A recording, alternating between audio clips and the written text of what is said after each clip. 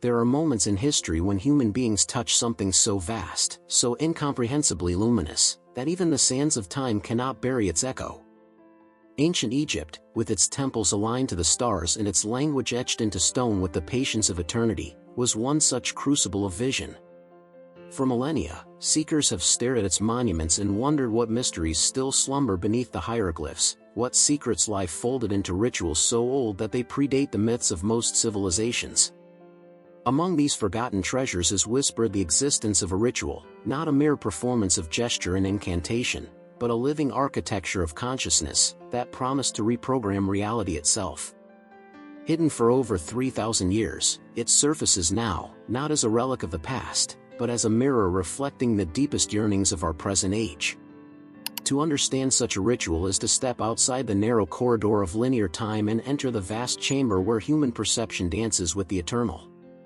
Imagine reality not as a fixed wall but as a shimmering veil, pliable and permeable, woven from threads of belief, memory, and intention. The Egyptians understood this veil not as illusion alone but as a sacred canvas, a fabric upon which thought, symbol, and sound could impress themselves, altering the patterns of existence. Their rituals, therefore, were not performances to appease distant gods but technologies of the spirit, codes designed to synchronize the inner and outer worlds. What has been lost to us is not merely the knowledge of how to perform them, but the sensibility, the way of seeing, that allowed them to be more than rites, that allowed them to become doorways. The ritual in question has been described in fragments across dusty papyri, whispered in symbolic stories carved into temple walls, hinted at in the geometry of pyramids and the orientations of sacred sites. It was not a ritual confined to a single moment, but a practice that sought to shape the participants' entire reality by aligning their inner resonance with the cosmic order. In a sense, it was less about commanding reality and more about remembering how deeply one was already woven into its living fabric. Where modern man sees separation, self against world, thought against matter, the Egyptians saw continuity, a great chain of being in which the human heart could weigh against the feather of truth and reconfigure the destiny of the soul.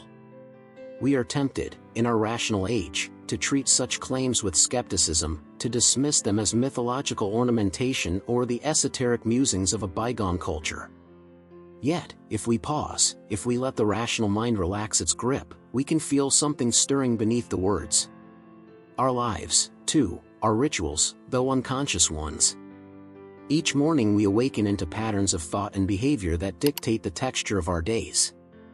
Each belief we carry is an incantation, each assumption a spell, each repeated act the consecration of a certain way of being. What the Egyptians encoded in their hidden ritual was perhaps not so alien to us after all. It was the deliberate recognition that consciousness is causal, that life rearranges itself according to the frequencies we embody. To reprogram reality, then, is not to manipulate matter as though it were clay in our hands, but to enter into resonance with the primordial song that matter itself obeys. In the Egyptian worldview, sound was not metaphorical, it was generative. The utterance of a word, the vibration of a tone, the shaping of breath itself was believed to echo the first act of creation, when the god Ta spoke the cosmos into form. To participate in this lineage of sound was to align one's own voice with the divine architecture of existence. The hidden ritual is said to have begun in silence, an immersion into the deep stillness beneath all motion, and then slowly, through breath, chant, and visualization, unfolded into a reordering of perception so complete that what one saw became inseparable from what one created. This raises a profound question: is reality something external that we merely navigate, or is it a dialogue, an endless conversation between the seer and the seen? The Egyptians leaned toward the latter. Their sacred texts often describe the world not as an object but as a living consciousness, receptive to intention, responsive to devotion, pliable to the visionary's touch. To enter their ritual was to remember that the boundary between inner world and outer world is thinner than we imagine, that the gods we worship, the fears we dread, and the dreams we seek are all echoes of the same field of awareness. It is easy to romanticize such ideas, to cloak them in the exoticism of the ancient. But the essence of this ritual is not trapped in antiquity. It whispers to us now precisely because our modern world has forgotten it. We are drowning in noise, yet starving for meaning.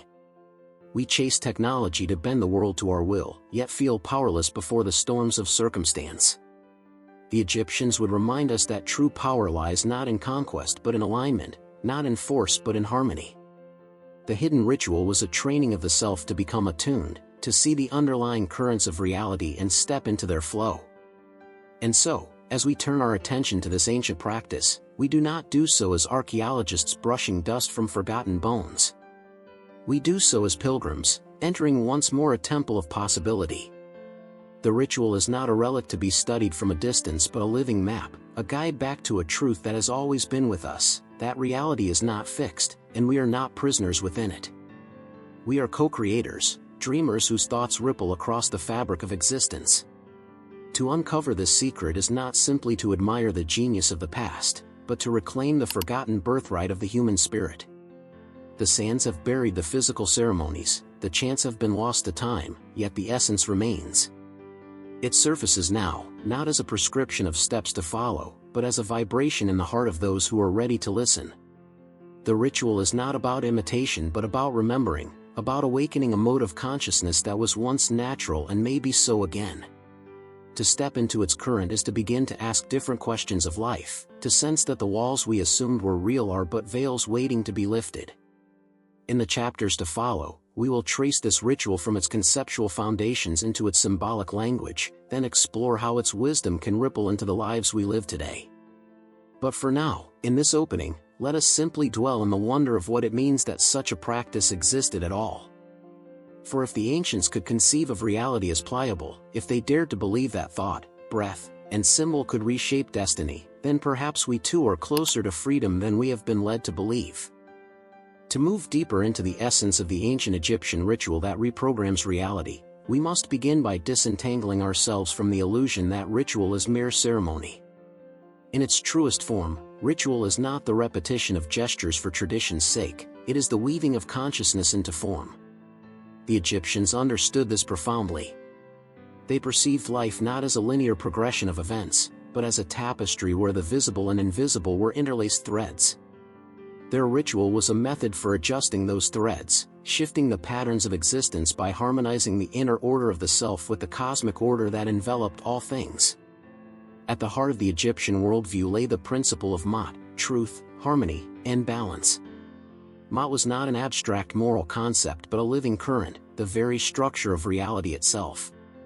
To live in alignment with Maat was to align with the eternal symmetry of the cosmos, and to break from it was to sow chaos and fragmentation.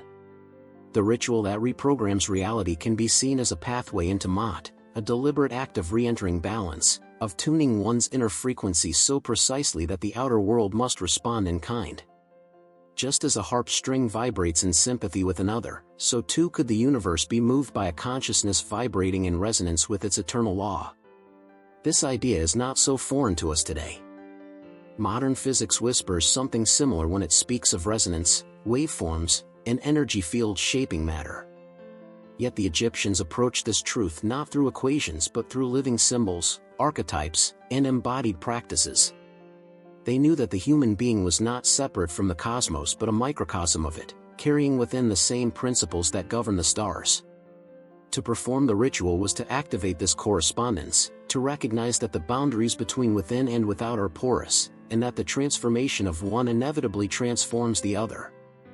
Another guiding theme of the ritual is the primacy of sound and word.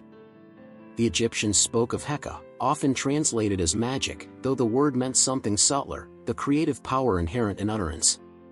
When the gods were said to have created the world, they did so not with hands or tools, but with words, tones, and vibrations.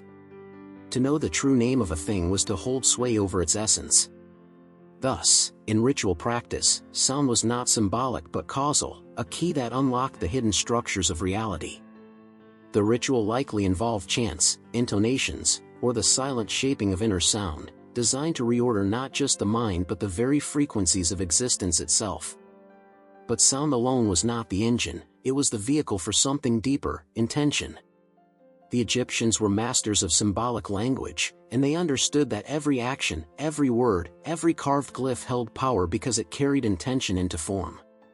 To reprogram reality through ritual was not to wave one's hand and expect the cosmos to bend, it was to align intention with archetypal patterns so deeply that the participant became a conduit of the creative principle itself. It was, in essence, a surrender into co-creation, where human will merged with divine order. Dreams, too, played an essential role in this worldview.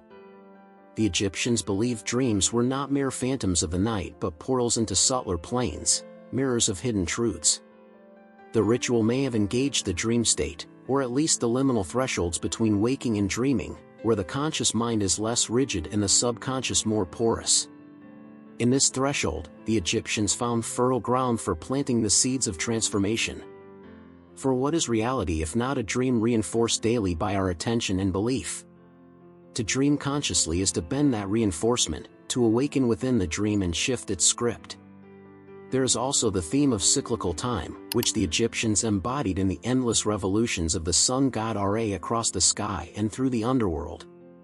Time was not a straight line for them but a circle, an eternal recurrence. The ritual that reprograms reality must be seen through this lens. It was not about making one permanent change once and for all but about entering the cycles of renewal consciously, participating in the death and rebirth that each moment offers. To stand in ritual space was to stand at the nexus of the eternal return, where the patterns of the past could be released and new harmonies invited into the cycle.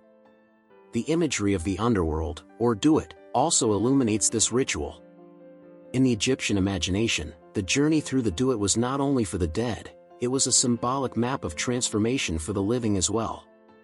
Each confrontation with shadows, each weighing of the heart, each passage through darkness reflected an inner alchemy. To reprogram reality, one had to face the shadows of the self, to strip away illusions and attachments until only truth remained. In this sense, the ritual was as much an act of courage as of creation, requiring the participant to look within, to see the forces that unconsciously shape reality, and to bring them into conscious alignment. Underlying all of these themes is the recognition that reality is malleable because it is participatory. The Egyptians did not imagine a world of inert matter, they saw a cosmos alive with consciousness, a vast field of intelligences where gods, humans, and unseen forces were all participants in the unfolding of creation. The ritual, then, was a way of remembering one's role in this living cosmos. It was an invitation to stop being a passive spectator and to become an active co-creator, aware that thought, word, and symbol are not ephemeral but foundational.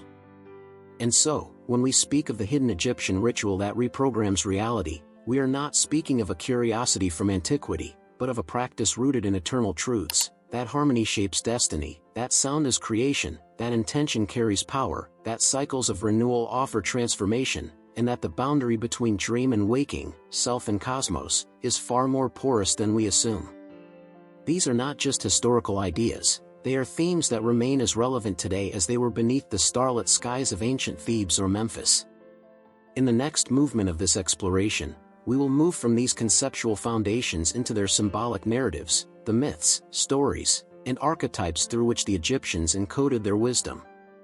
For the symbols themselves carry more than explanation, they carry initiation, opening gateways to the same states of awareness the rituals once invoked. Symbols are the secret language of eternity. They do not merely point to ideas, they embody forces, acting as bridges between the visible and invisible. To the Egyptians, myth and symbol were not the idle inventions of imagination but sacred vessels through which the ineffable was poured into the world of form. If the ritual we are contemplating was indeed designed to reprogram reality, then it was built upon a symbolic foundation, one that allowed the practitioner to step beyond the limits of language and logic into the realm where consciousness itself can be reshaped. To explore the symbolic narratives of Egypt, therefore, is to wander into the living dream from which this ritual was born. Consider the story of Ra, the sun god, who sails his bark across the heavens each day and descends into the underworld each night. His journey is not simply cosmic mechanics but an allegory of the eternal cycle of life, death, and rebirth.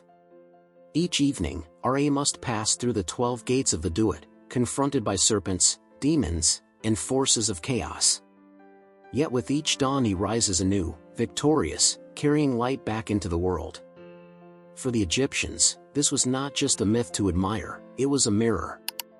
The initiate entering the ritual was enacting the same journey, descending into their own inner darkness, facing their own chaos, and emerging renewed into the light of a reprogrammed reality. The myth of Ra became a template for transformation, reminding the seeker that every death of an old self carries the promise of a new dawn. Another profound narrative is the myth of Osiris, Isis, and Horus, a tale of death, dismemberment, restoration, and triumph. Osiris, the king, is slain by his jealous brother Set, cut into pieces, and scattered across Egypt. Isis, the devoted wife, gathers his fragments and restores him through her magic, conceiving Horus, the avenger, who eventually defeats Set and reclaims balance. This story is not only about divine drama but about the human psyche. Osiris represents the self torn apart by life's trials, fragmented by trauma, doubt, or fear. Isis symbolizes the principle of restoration, the capacity of love and devotion to reassemble what is broken. Horus is the consciousness reborn from that restoration, the higher vision that arises once the pieces are integrated. To enact the ritual was to live this myth in microcosm, to confront the fragmented self, to call upon the restorative powers of love and intention, and to emerge as a new being, crowned with the falcon's sight of Horus, able to see reality not in pieces but as a unified whole. Even the weighing of the heart in the Hall of Maat carries ritual significance. The dead, it was said, stood before Osiris while their heart was weighed against the feather of truth.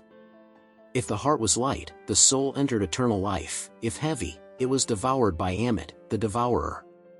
Symbolically, this was not just an event after death but a truth about life itself.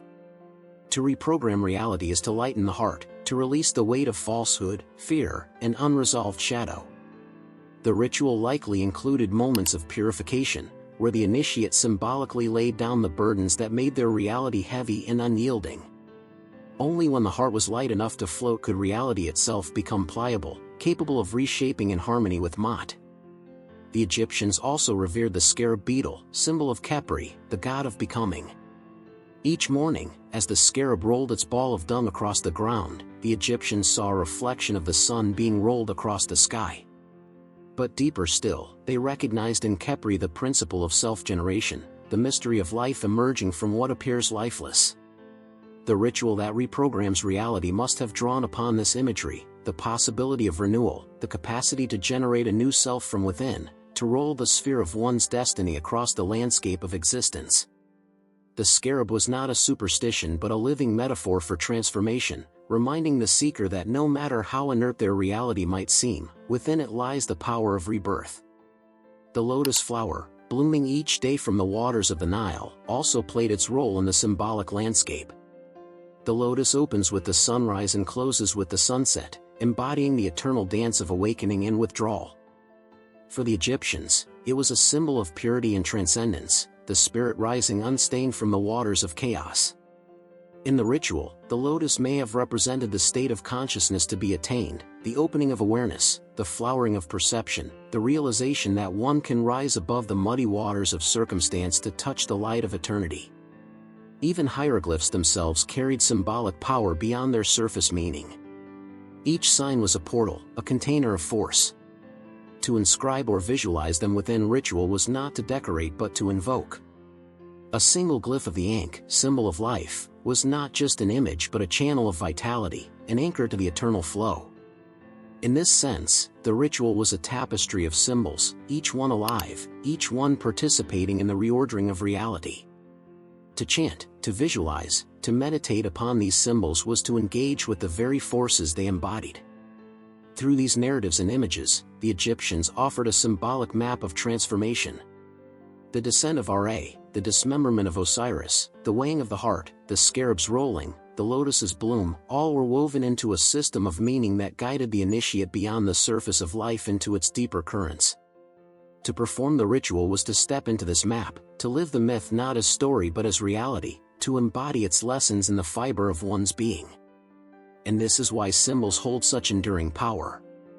They bypass the rational mind and speak directly to the depths of the soul. A story, a myth, an image can rewire the way we perceive the world, and in so doing, they rewire reality itself. The Egyptians knew this intimately, and they built their rituals upon this truth. To reprogram reality was not to impose one's will on an external world but to reshape the inner image, the symbolic lens through which the world is seen. When that lens changes, the world itself responds, for reality is always a reflection of perception. Thus, the symbolic narratives of Egypt are not dusty myths locked in the past but living archetypes, timeless patterns through which transformation still flows. To engage them is to step into the same river of meaning that nourished the ancient temples, to invite those currents into one's own life. The ritual may be hidden, its exact steps obscured by time, but the symbols remain, waiting to speak to those with ears to hear. To speak of an ancient Egyptian ritual that reprograms reality is to stir the imagination toward temples, incense, hieroglyphs glowing by torchlight, and initiates stepping carefully through sacred chambers. Yet the true power of this knowledge is not meant to remain cloaked in history. Ritual, in its deepest sense, is not confined to temple walls. It is a living principle that can flow into the present moment, shaping how we perceive and therefore how we live. To carry this wisdom forward means asking, how do these mythic truths, these symbolic journeys, translate into the everyday lives we lead now? The first practical recognition is that reality is participatory. Every thought, every belief, every repeated pattern is a small ritual, a thread reinforcing a larger tapestry. We may not chant in temples or carve glyphs into stone, but we do rehearse stories about ourselves each day, stories of limitation or possibility, fear or courage. These stories shape the texture of our lives as surely as any spell. To integrate the wisdom of Egypt is to become conscious of the rituals we already enact unconsciously, to notice the incantations of self-talk, the offerings of attention we give to certain ideas, the ceremonies of habit that open or close doors in our reality. Awareness is itself the first step in reprogramming, for once we recognize these patterns as rituals, we regain the ability to reshape them. Another integration lies in sound and voice. The Egyptians believed in the creative power of Heka, the potency of utterance. While most of us no longer believe that words move mountains, we still feel their power.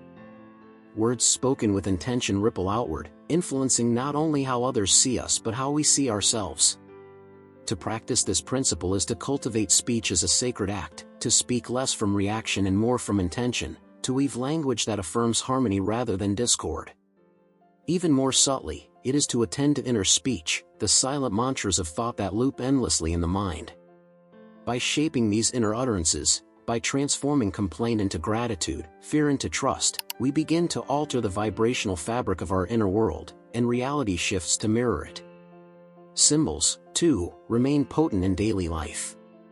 We may not inscribe hieroglyphs, but our environment is filled with signs, images, and reminders that influence us beneath conscious awareness. The Egyptians surrounded themselves with symbols of life, eternity, and balance, embedding these archetypes into their temples, jewelry, and daily objects. In our own time, we can integrate this by curating the symbols that surround us, art that uplifts, words that inspire, objects that remind us of our deeper intentions. Even the arrangement of a room, the rhythm of a morning practice, or the presence of a single meaningful object can become a symbolic anchor, pulling us back into alignment with the reality we wish to live. The theme of cyclical renewal also finds direct application in the modern world. We often live as though time is linear, pressing forward in endless pursuit, but our lives are in truth rhythmic, composed of cycles of growth, rest, release, and renewal. The Egyptians honored this through Ra's journey, Osiris's resurrection, and the lotus's daily bloom. To live in resonance with this truth means creating space for cycles in our own lives, allowing endings to be endings, deaths to make way for rebirths, rest to nourish creation.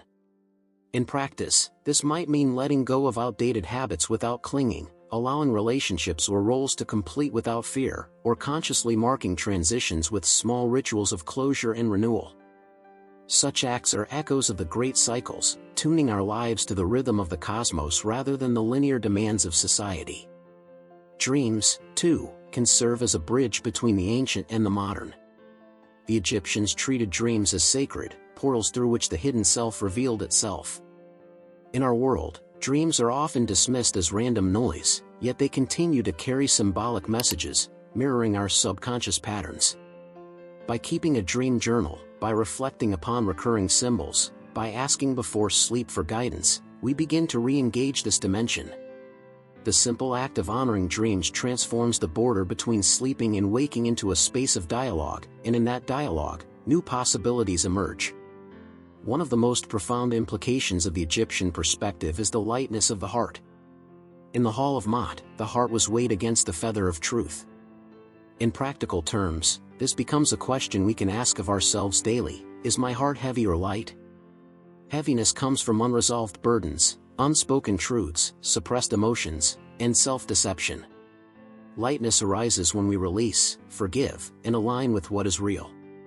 To cultivate a light heart is not abstract spirituality, it is a daily practice of honesty, of letting go of grudges, of breathing through fear until it dissolves, of speaking truth even when it trembles on the tongue. Each act of lightening the heart is itself a reprogramming of reality, for when the heart is unburdened, perception clears, and the world reflects this clarity back. We must also acknowledge that integration is not about reproducing Egyptian rituals step by step. Their forms belong to their time, their culture, their geography. What we carry forward is the essence, the underlying architecture, intention aligned with symbol, sound imbued with creative force, cycles honored, hearts lightened, dreams respected. In this way, the ritual becomes alive not as an archaeological curiosity but as a personal practice adapted to our lives. Each of us can create our own rituals that embody these principles: a morning meditation with breath and intention, a spoken affirmation before stepping into the day, an evening reflection to release the burdens of the heart, a symbolic gesture to mark a transition. These are not imitations but renewals, new blossoms from ancient roots. The real-world implication of embracing such practices is profound. Life ceases to feel random, chaotic, or hostile. Instead, it reveals itself as responsive, participatory, alive. The Egyptian initiate understood that reality listens, that the cosmos is not indifferent but attuned. By living in alignment with this truth, we transform from passive recipients of circumstance into conscious participants in creation. The power does not lie in control or domination but in resonance, in the quiet mastery of aligning inner truth with outer manifestation. In this way, the ritual hidden for 3,000 years finds new life, not in dusty scrolls or reconstructed ceremonies but in the living choices we make each day. Each act of awareness, each word spoken with intention, each symbol honored, each cycle embraced becomes a thread in the reprogramming of reality. The Egyptians offered us not a rigid formula but a reminder of our capacity to shape existence through consciousness itself. And that reminder, once heard, cannot easily be forgotten. We have walked through the sands of time, tracing the contours of an ancient ritual whispered to possess the power to reprogram reality. From its roots in cosmic harmony, through its symbolic narratives of gods and cycles, into its practical resonance with our daily lives, we find ourselves standing at the threshold of something that is not merely Egyptian, not merely historical, but profoundly human. The ritual is less a fixed sequence of steps than a state of consciousness, a way of entering into dialogue with the universe, of remembering that life itself is pliable, responsive, alive. If we look carefully, we see that reality has always been speaking to us in symbols. The rising sun, the turning seasons, the patterns of dreams, the heaviness or lightness in our hearts, all are reminders of the great truths the Egyptians encoded into their sacred rites. The ritual hidden for 3,000 years is not buried in papyri or entombed in stone, it is woven into the living fabric of existence, awaiting our recognition. To reprogram reality is not to wield power over life as a master controls a servant, but to participate so deeply in its currents that we flow with its design and, in flowing, redirect its streams. In a world saturated with noise, technology, and endless distractions, the wisdom of the ancients returns as a whisper, subtle yet insistent: awaken. Awaken to the rituals you already perform without knowing, the thoughts repeated each morning, the words muttered in frustration, the patterns enacted in habit. Awaken to the truth that each of these is a seed cast into the soil of reality, and that the garden you walk in tomorrow is nourished by the seeds you plant today. The Egyptians were not teaching superstition, they were teaching responsibility, the sacred recognition that consciousness is creative, that the heart is a scale, and that the world is a mirror. And so the call is not merely to admire their wisdom, nor to attempt to reconstruct their exact forms, but to live the essence they preserved.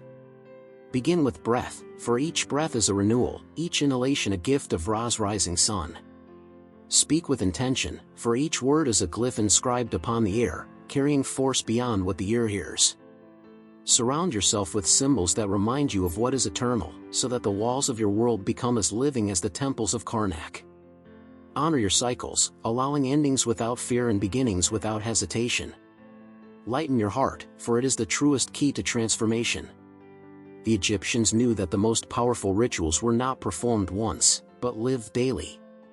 Life itself was their temple, and the cosmos their altar.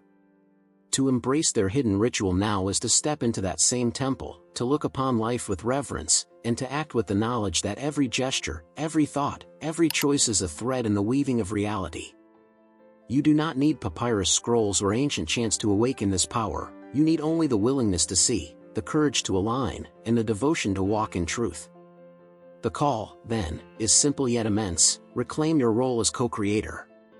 Do not drift through existence as though it were a dream written by another hand. Step into the dream as a lucid participant, aware that the boundaries of your perception are the boundaries of your reality. Let the myths of Ra and Osiris, of Isis and Horus, remind you that death is never the end, that wholeness can be restored, that vision can be reborn. Let the scarab and lotus teach you that becoming is eternal, that renewal is always at hand. Let the feather of Maat remind you to live so lightly that the universe itself cannot help but respond in kind. The ritual hidden for 3,000 years was never truly lost, it was waiting for a time when humanity would once again be ready to listen. That time is now. In every breath, every word, every symbol, you are already shaping the reality you inhabit. The only question is whether you do so unconsciously, repeating the cycles of fragmentation and heaviness, or consciously, aligning with harmony, truth, and renewal. The Egyptians offer their answer across the centuries: awaken, remember, participate. And so this journey concludes, not with an ending, but with an invitation, a transformational call. Stand as the ancients once stood, aware that the cosmos is alive and you are woven into its living fabric. Reprogram your reality not through force, but through resonance. Live your life as ritual, your heart as offering, your breath as creation. In doing so, you walk the same path as those who gazed upon the stars of Egypt, who knew that the divine was not far away but shining through every moment, waiting to be recognized. The hidden ritual is alive in you. The question is no longer what it was, but whether you will choose to remember.